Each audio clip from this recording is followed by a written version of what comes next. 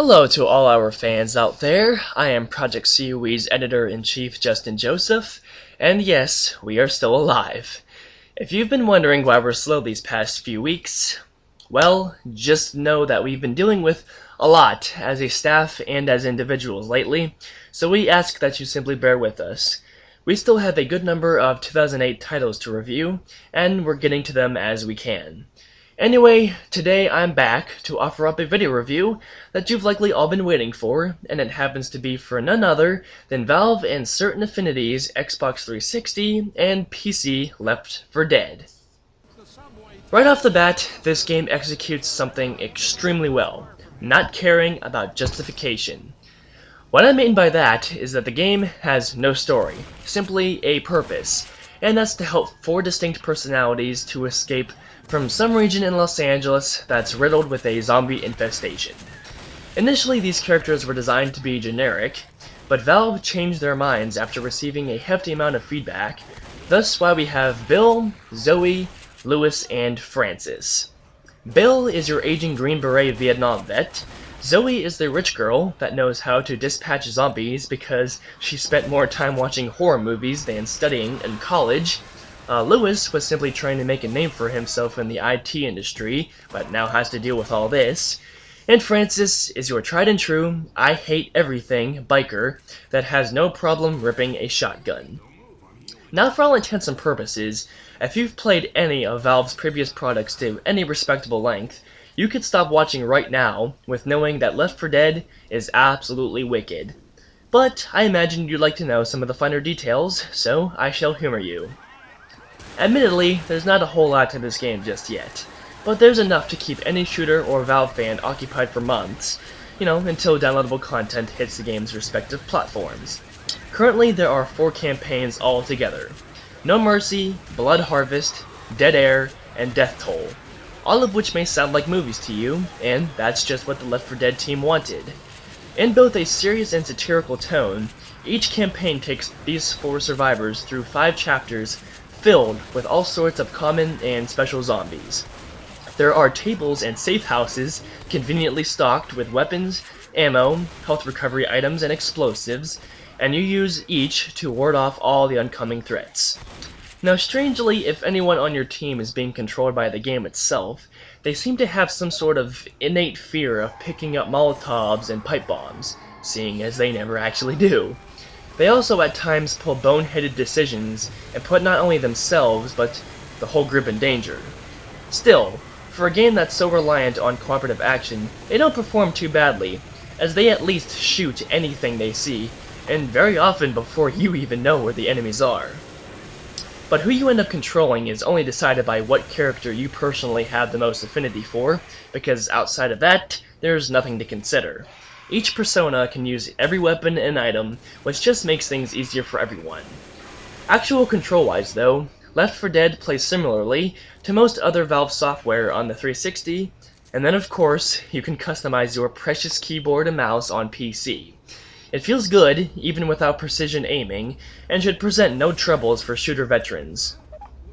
The main driver of this game, though, happens to be a specific engine Valve and Certain Affinity created called the AI Director, which more or less has the task of making sure you're as miserable as possible. This is where all those special zombie types come into play. There are currently 5: the Boomer, Hunter, Smoker, Tank, and Witch. Each brings a unique challenge to the table, and a couple are just downright broken, yet sort of in a strange good way. The Boomer is about vomiting all over you and your squad, or at least being close enough when you make it pop so that you still end up covered. If this happens, your team must fight off an immediate zombie ambush for about 15 or 20 seconds or so, because those freaks are actually attracted to the smell. Hunters really like being on top, and by that I mean they'll pounce on you when you least expect, and claw your face and chest until there's nothing left. The idea is to kill them before this even happens, or to get them off whoever its victim happens to be. Smokers don't particularly blow anything at you, but they love using their ridiculously long tongue to pull you into either a distant zombie horde or just right next to them so they can claw or strangle you to death. Just hit them with several rounds for the kill. The tank ironically represents its name well, and also completely misbehaves. These punks not only pack a wicked punch, literally, but they can pick up chunks of the earth to throw at you, and to top it off, they're pretty darn fast, which just isn't fair. The same goes for the witch. Female zombies that just sit on the ground somewhere random, crying their eyes out like a 6-year-old that just crapped his pants on the playground or something. They don't like being disturbed either, and if they are, they'll immediately sprint after the one responsible and incapacitate said offender pretty much instantaneously. Similar to the tank, your only hope is to just fire away until she goes down, but it certainly helps if she's burning first. Wink wink. So everything I've described is essentially all of what Left 4 Dead is. 4 people killing anything the AI director throws at them, and praying they can survive the final 3 to 5 butt-kicking zombie raids as you await evacuation during the final chapter. This is why playing the game over Xbox or Windows Live is such an experience, no matter how many times you do, because the director is not only responsible for spitting out those zombies, but making sure no 2 campaigns are, even remotely alike. When it comes to multiplayer, there are 3 options. Offline split screen for 2 people, which is truly great, and online for up to 4 in any of the campaigns, or competing with another team of human players as the zombies. There's no identical feeling to gathering with 3 of your buddies and working together to finish one of the campaigns. The same goes for facing off with other people, as it works essentially the same as the 4 survivors fighting through a campaign, but 4 human players spawn as one of the special zombies, and they work together to finish you off as quickly as possible. Obviously, the scenario's flipped when you take over the zombie army. Left 4 Dead is easily one of the best online games of 2008, and perhaps the most fulfilling co-op game designed to date. As for some brief thoughts about the complete presentation, the visuals and audio rank up there, even if they don't exhibit the best quality. That doesn't particularly matter though, because so much of the game was done right. On the 360, the graphics are great to see, but you'll likely agree that there's just a certain level of polish and detail missing because of how much action can be taking place at once, which surprisingly doesn't hurt the frame rate much, if at all. The game does look better on PC though, lucky punks. Audio-wise, you have music that appropriately and expectedly picks up in dramatic tempo and sounds great, but for the most part, you'll be hearing the discharges of your weapons, the shrieks and shrills of the zombie army, and the dialogue amongst your team members.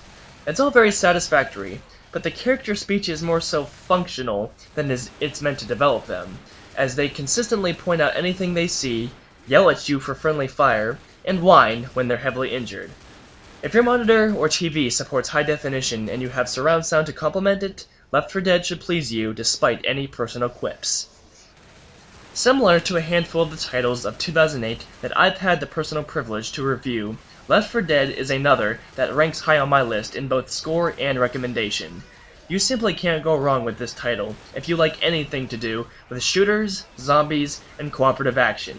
That's why I've given this product a 9 out of 10, which if you're familiar with our medal system as well, means a nice shiny gold. Don't miss out on this wonderful experience if you don't have to.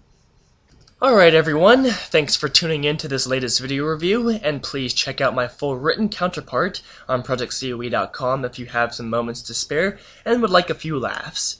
Also don't forget about our Game of the Year feature video and pending written portion as well. Look forward to more content from us in the coming days and weeks, and on behalf of Project COE, I welcome you to 2009 Gaming and hope you look forward to our developing website overhaul, which we hope to launch in the next couple months. I'll see you later.